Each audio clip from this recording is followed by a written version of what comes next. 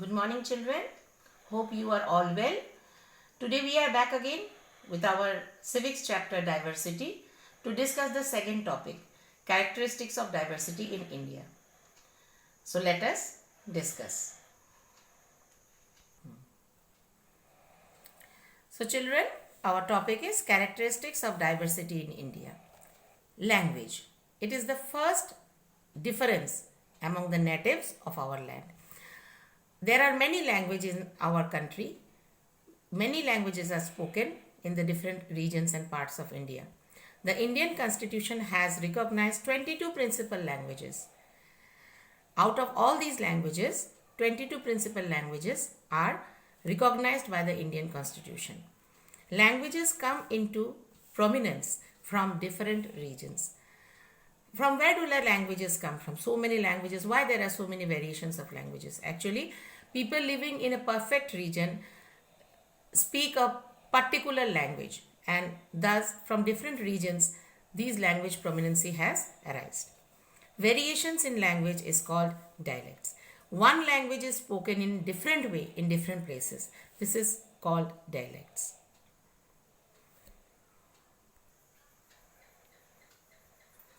Language is a medium of expression.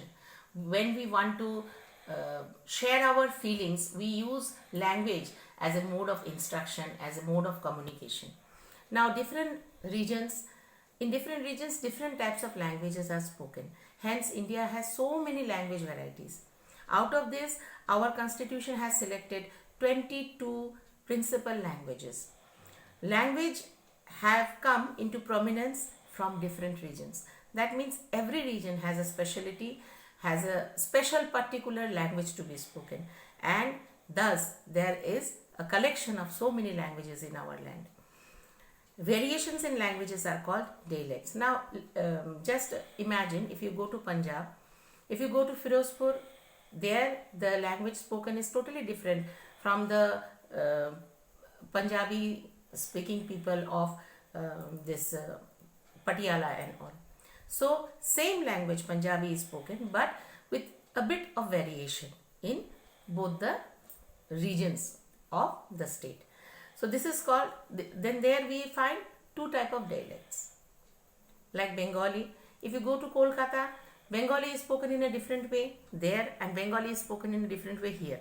So, here we get two classifications of language, of the same language, isn't it?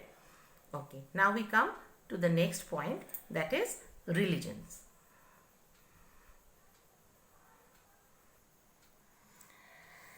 Now, religions. There are many religions in India. People have different faith, beliefs and rituals to pray. Faith means our trust, beliefs, what we think to be true, what we think to be sacred, and rituals are the customary ways in which we pray. So, in different parts of India, different people follow their means of worship in a different way. So, different religions are also practiced in India. Festivals. India is a land of festivals. It is a true fact. Our country is really a land of festival. Many different kinds of festivals are celebrated in India. The different types of festivals which are celebrated are religion based, regional festivals and national festivals. Now, what is religion based? Religion based festivals are festivals which a particular religion celebrates. Suppose the Hindus celebrate Durga Puja, Ganesh Chaturthi, etc. Then Muslim community celebrate Eid, Muharram. Likewise, the Christians celebrate Christmas. So, these are religion based festivals. Regional festivals. Certain festivals are there which are celebrated by particular regions of our country. For example, if we say Punjab celebrates Lohri, Assam celebrates Bihu. So these are the regional festivals. National festivals. National festivals are festivals which are celebrated by the whole Indian community together. This promotes togetherness, the bond of harmony, peace and brotherhood among us. These are like Gandhi Jayanti, then Republic Day, Independence Day, etc.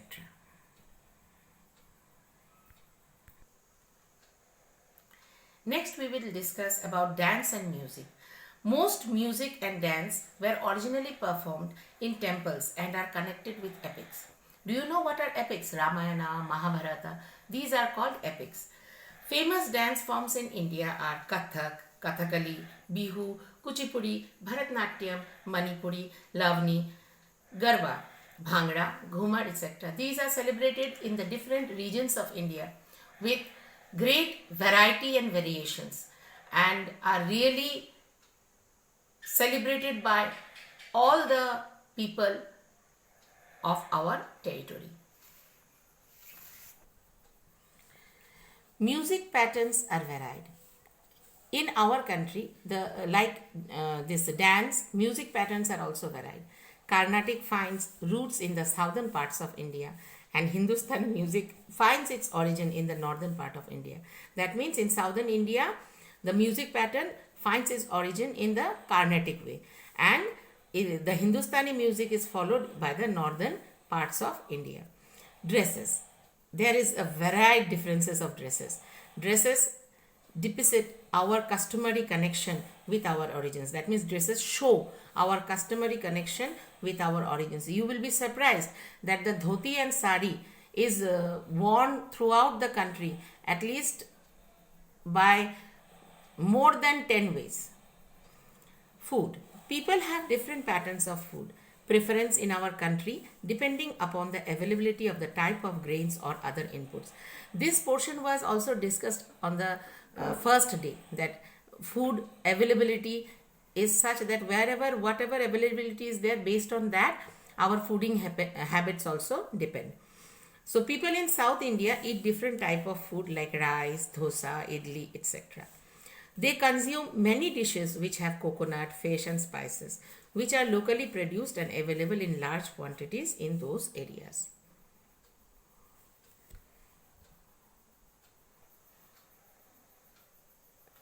Likewise, in Punjab you will see roti eating people are more. People prefer to take chapatis. In Tamil Nadu, rice eating people are more. In the coastal areas, fish eating people are more. So food choices depends on the availability of food in that region. Next comes arts and paintings. Arts and paintings. This also vary from region to region. Actually, our environment and surrounding, both, they have a great influence and impact on us. Whatever we see around us, we try to project ourselves in that way only. For example, if you go through the Rajasthani paintings, you will see that they are influenced by the valor and legends of the king. All the kings, wars, warriors, these are given special preferences by them. And their motifs are elephants, camels, etc. Do you know what is motifs? Motifs means they are symbols. In most of the paintings you will find elephants, camels, etc.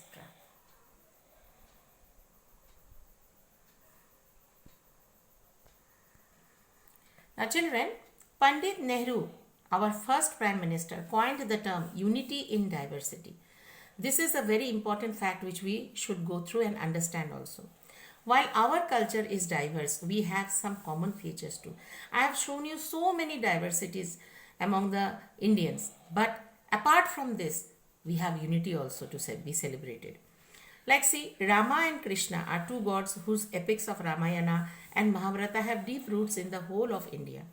Rama and Krishna are two Hindu gods and they are celebrated by all the Hindus of India. Not only India, throughout the world, but all the Hindus living in any region, any part of India, they celebrate the epics of Ramayana and Mahabharata. Gaya, it is a common pilgrimage for Hindus and Buddhists, both Buddhist and Hindus. For both the Hindus and Buddhists, Gaya is a common pilgrimage center. It is a pious, sacred region for both of the communities. Again, you see Sufi saints of India have contributed a lot towards uniting the bonds between different cultures and regions of India. These Sufi saints, they are accepted and people have faith also on them, and their dargahs and chishtis are celebrated and visited by communities of all Indian communities. Festivals. all the festivals are shared and by followers of all religions.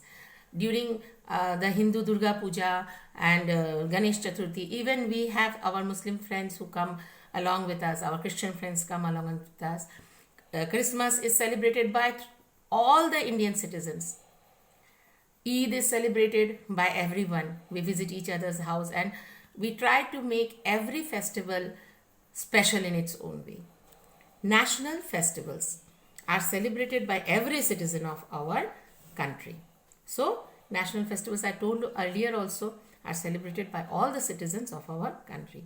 Thus, we can say we all show how to live together, promoting unity in diversity. We are diverse in many ways, but we know how to promote unity amidst diversity. To explain my thought of unity in diversity, I will put you to study a case between Ladakh and Kerala.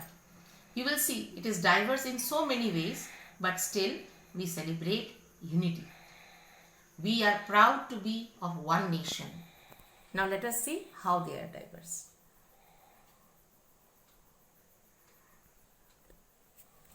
Now, case study to reflect the diversity celebrated in India.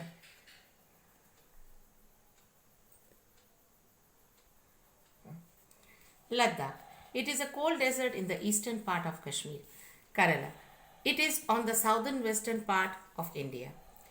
Here, agricultural possibilities are very less, whereas agricultural production is very large in Kerala.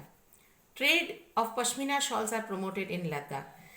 In Kerala, trade of spices, fishing are promoted in maximum. Most people follow Buddhism and Islam in Ladakh.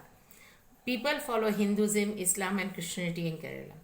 People live on meat, milk, which they get from animals. As in these places we have mentioned, it has low productivity, agricultural productivity. But in Kerala, as agricultural productivity is more, people prefer rice, coconut and spices. They celebrate Losar, Fayang and Hemis in Ladakh. These are their local festivals. In Kerala, Onam is celebrated. It is the main festival of Kerala. So you see that both Ladakh and Kerala are different, but there is commonness, there is oneness too. Though we are diverse, we are within the same boundary. We are proud of our same history and we are proud to be called as Indians. Apart from diversities, we live together, celebrate and help each other, promoting peace and harmony. Just students, you see where is Ladakh and where is Kerala. Geographically, politically, economically, everywhere situations are different. But still, we are proud that we are from one land, that is India. So here we come to the conclusion of our chapter. Hope you all have understood. Thank you.